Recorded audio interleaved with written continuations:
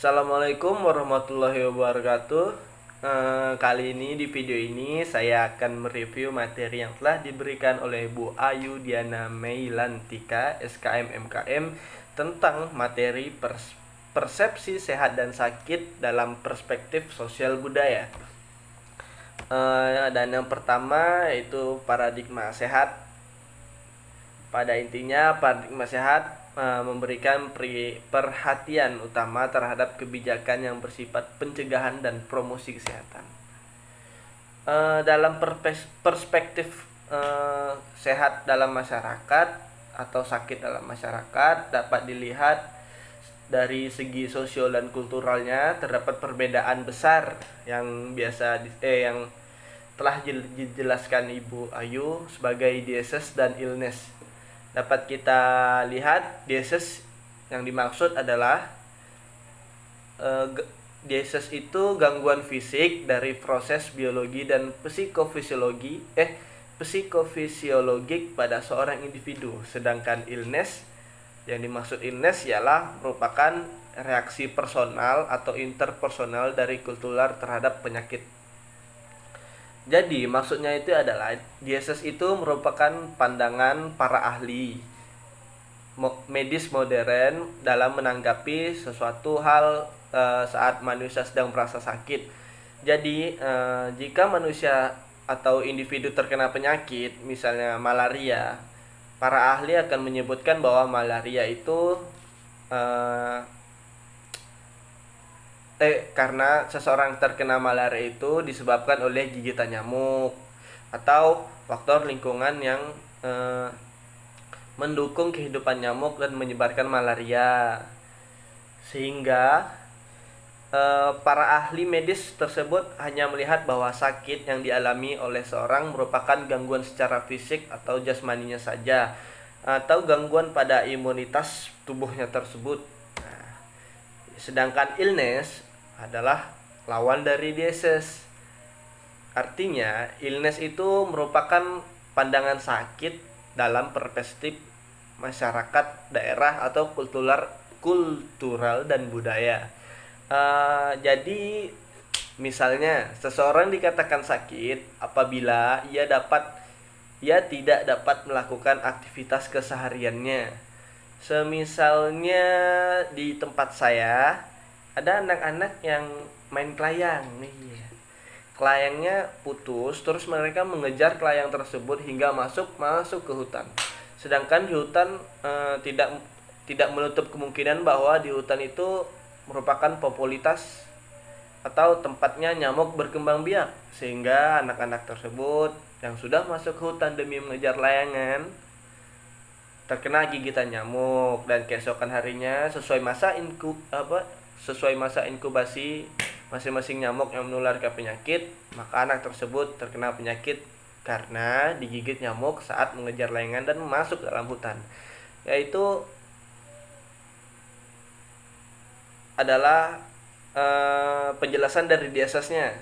Nah, karena illness adalah perspektif kultural budaya, jadi anak-anak yang masuk ke hutan untuk mengejar kelayang terus pulangnya sakit, itu dianggap masyarakat sekitar melalui perspektif kultural dan budayanya telah diganggu oleh makhluk halus, sehingga muncullah illness ini sebagai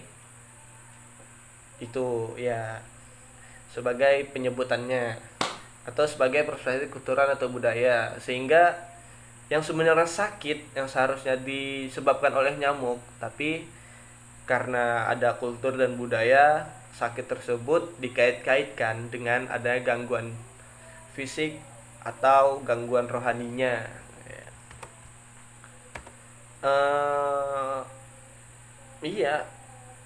Cukup jelas kan perbedaan disease dan illness. Sedangkan disease itu dapat dikatakan melihat penyakit dari asal muasalnya, dari epidemiologinya, dari mana awal penyakit itu berasal, penyebarannya dan sebagainya kan. Sedangkan illness itu melihat penyakit dari perspektif kebudayaan. Misalnya biduran, bentol-bentol di seluruh badan ya kan, merah-merah, gatal. Sebenarnya itu mungkin saja bisa menjadi alergi jika kita lihat dari faktor dieses. Tapi sedangkan ini illness merupakan perspektif kebudayaan, sehingga biduran tersebut dikait-kaitkan dengan gangguan oleh makhluk halus atau diganggu hantu ya kan, begitu. Cukup jelas perbedaan dieses dan illness. Lalu konsep sehat sakit berdasarkan budaya ya kan. Di PPT Bu Ayu yang telah disiapkan di Classroom, istilah sehat mengandung kultural, sosial, dan pengertian profesional yang beragam. Sehat sangat erat kaitannya dengan kesakitan dan penyakit. Oleh para ahli antropologi kesehatan dipandang sebagai suatu disiplin budaya yang memberikan perhatian pada sosial budaya dari tingkah laku manusia, terutama tentang cara-cara interaksinya antara keduanya sepanjang sejarah kehidupan manusia yang mempengaruhi kesehatan dan penyakit. Cara hidup dan gaya hidup manusia merupakan fenomena yang dikaitkan dengan munculnya berbagai penyakit. Selain itu, hasil berbagi kebudayaan juga dapat menimbulkan penyakit. Masyarakat dan pengobatan tradisional menganut dua konsep penyebab sakit, yaitu naturalistik. Bisa kita kaitkan dengan dieses ya. Soalnya di sini tertulis seseorang menderita sakit akibat pengaruh lingkungan, salah makan, kebiasaan hidup, atau penyakit bawaan, sehingga bahwa seseorang itu sadar jika dia membuat salah dan tidak menjaga dirinya sehingga dia terkena penyakit. Semisalnya kita merokok berhari-hari, terus suatu saat kita batuk sekali diperiksa atau hingga batuk-batuk keras, ternyata dia terkena kanker paru ya kan, bisa jadi. Dan yang kedua yaitu personalistik, menganggap munculnya penyakit disebabkan oleh intervensi suatu agen aktif yang berupa makhluk bukan manusia atau tukang sihir seperti hantu dan sebagainya. Ya, ini personalistik ini tanggapan individu ya, sebenarnya bisa kita kaitkan juga dengan illness, sehingga seperti tadi yang saya jelaskan, penyakit biduran tersebut jika dipandang dari naturalistik merupakan penyakit yang bisa disebabkan karena alergi ya, alergi dingin tepatnya, soalnya saya juga biduran. Terus yang kedua, jika kita melihat biduran dari personalistik, dari perspektif kebudayaan atau masyarakat sesuai kulturalnya, biduran merupakan gangguan dari makhluk halus ya, bisa dikaitkan seperti itu. Nah, kali ini kita akan membahas pola perilaku sehat dan sakit dalam masyarakat. Perilaku sehat dan tindakan yang dilakukan individu untuk memelihara dan meningkatkan kesehatannya, misalnya pencegahan penyakit, personal hygiene atau menjaga kebersihan individu, penjaga kebugaran dan olahraga, menjaga kebugaran seperti olahraga dan mengkonsumsi makanan bergizi.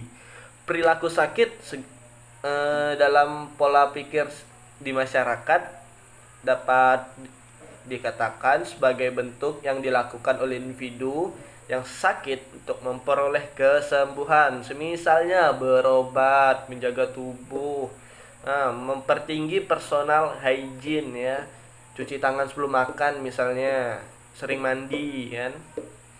Terus persepsi masyarakat tentang sehat sakit sangat dipengaruhi oleh unsur pengalaman masa lalu, di samping unsur sosial ya. Yang dimaksud pengalaman masa lalu tuh misalnya dulu kala kita pernah demam ya kan, kita kompres badan kita atau kepala kita dan besoknya langsung sembuh ya kan. Jika di kemudian hari kita terkena demam lagi, kita sudah paham bagaimana cara menghilangkan demam tersebut. Setidaknya itu hal-hal secara umum. Jika demamnya berkelanjutan meski sudah kita melakukan sesuai dengan yang kita lakukan di masa lalu sehingga sembuh, maka dianjurkan untuk berobat dan memeriksakan diri ya. Dan sekianlah review materi dari saya. Kurang lebihnya mohon dimaafkan. Bila ada kata-kata yang menyangkut dan kurang dipahami, mohon maaf. Kita sama-sama belajar, oke? Cukup sekian dan terima kasih. Billahi taufiq wal hidayah. Wassalamualaikum warahmatullahi wabarakatuh.